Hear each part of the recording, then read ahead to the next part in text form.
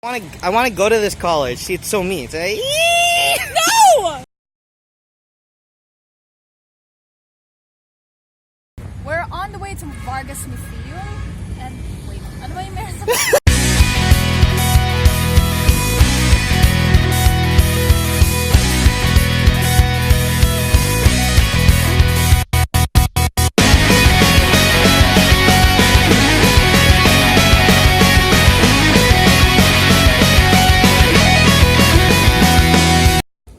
Thing is, I have no idea what the one we're supposed to meet looks like. Oh. Okay, here we go. Tumba, tumba. Oh, but it's cold. Oh, so this is just like last year's thing. Oh. Okay, hold. You get the hold. Actually, wait.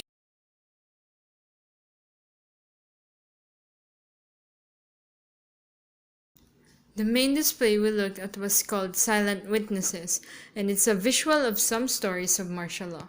Unfortunately, most are highly graphical, so we can't show any of them in this video. The book Silent Witnesses was actually an attempt to bring the stories of martial law survivors to children in a way that was understandable to them and wouldn't, traumatize them. In the end, they condensed them into 3 sentence stories, accompanied by various forms of art that regrettably, due to both copyright issues and their graphic nature, we cannot show in this video. Can you tell us what all of this is about, really quick? Which one? The whole... The canvas. Okay. Well, Canvas is a non-profit. We work with artists and writers, usually to produce children's books. And then, so these exhibits come with 3 new books that we've launched. 3 new books. So one is a counting book. That's the one with Yanis Sikuya. This is a picture book by Patetex Ilimantok that Butch Darisay made, and then Marcel Antonio did the illustrations. And then the final one is the martial law show, na si Renz Paluyo. So let's talk about that martial law show. Okay. There were a lot of interesting people who talked, and there's that very interesting startup with the podcasts and the recording of the affidavits. So one of the questions that we get a lot at Libra is there are a lot of people who want to contribute but also want to start something that's from them, right? From this generation, the young generation, commemorating and remembering the tragic events that happened before. What tips do you think you could give to people who want to start things like that? Well, the first thing is to read about it. There's a lot of wealth of information on the internet. Pero that particular initiative by Podcast is also a way to engage. Kasi then you get to read the actual affidavits, which are the testimonies of the victims themselves. And then you read it, and then you record yourself reading it, and then you can share it by emailing Podcast. And it's a way to share the story. To share and engage. And until October 15 at the Vargas Museum, you can come here and record these affidavits and send it to never forget at pumapodcast.com. And be a part of history. Thank you so much. Thank you. Carmelo Pesatos. Yeah.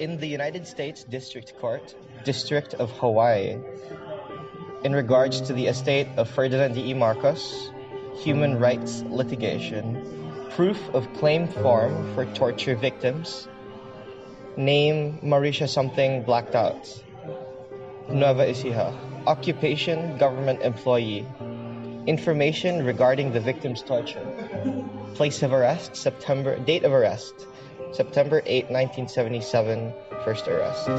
April 1979, second arrest. Place of arrests: Cabanatuan City, Nueva Ecija, first. Lupao, Nueva Ecija, second. Military or paramilitary unit making the arrest: 182nd and 83rd PCCOY respectively. They were also involved in the torture. Dates of torture from September 8 to 11, 1977 and April 1979. Places of torture: 182nd PCCOI camp, Cabanatuan City.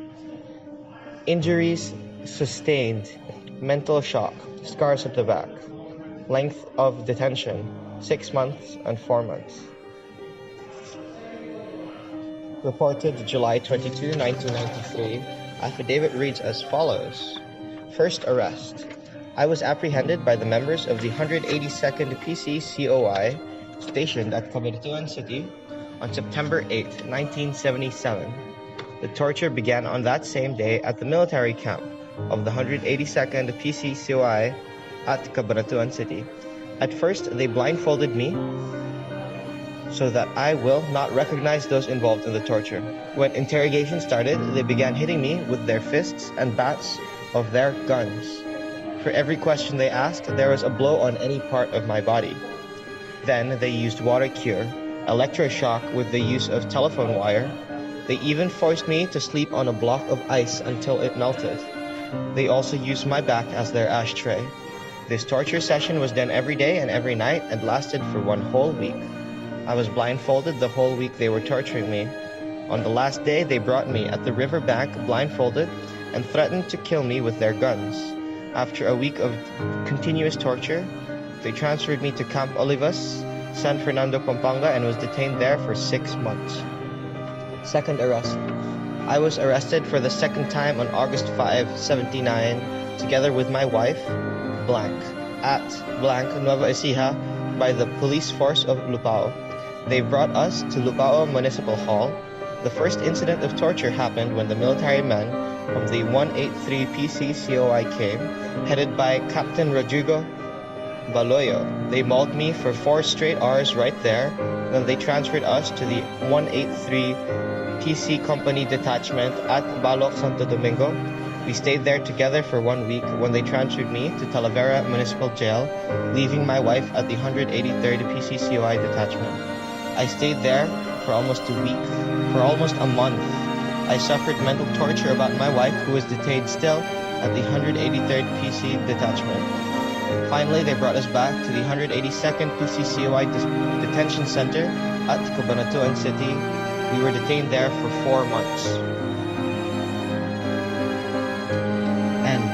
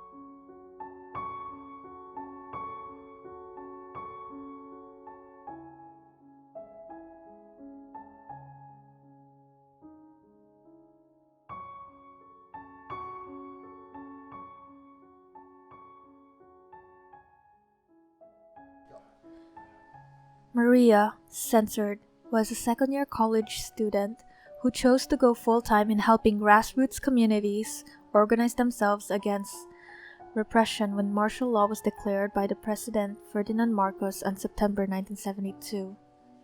Under martial law, the right to self-organization was curtailed and people's organizations were banned outright. She was organizing peasant communities in Nueva Ecija by 1979. During that year, the military launched massive operations supposedly against communist insurgents, but reacted a heavy toll on the livelihood of the small farmers. Inside a small hut in censored Nueva Ecija, together with her husband and 2 other companions, censored bravely but unsuccessfully broke free from the massive military encirclement that was laid for the community by around 50 troops of the PCINP. In the ensuing attempts to break free from military encirclement, Censored and her companions came under a hail of military gunfire. Censored was hit by bullets through the back of her neck. It remains unclear if she was still alive when her body was taken by the PCINP troops, though there are eyewitnesses account by those residing in the community that claim she was. At any rate, she died in the hands of her military captors.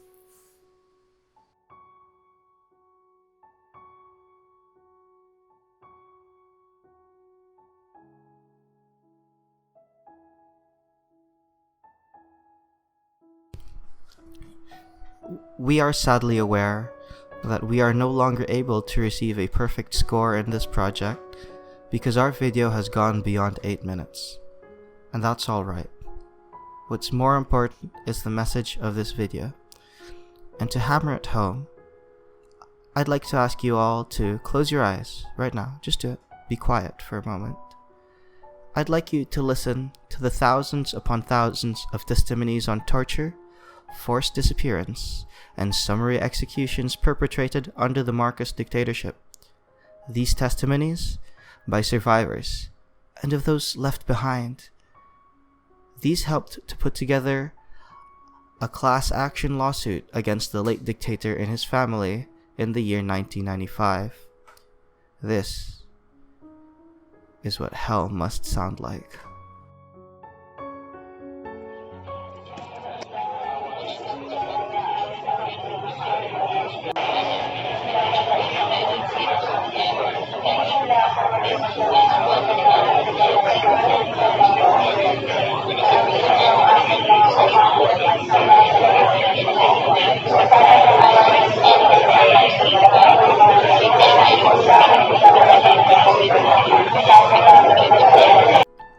You can open your eyes now.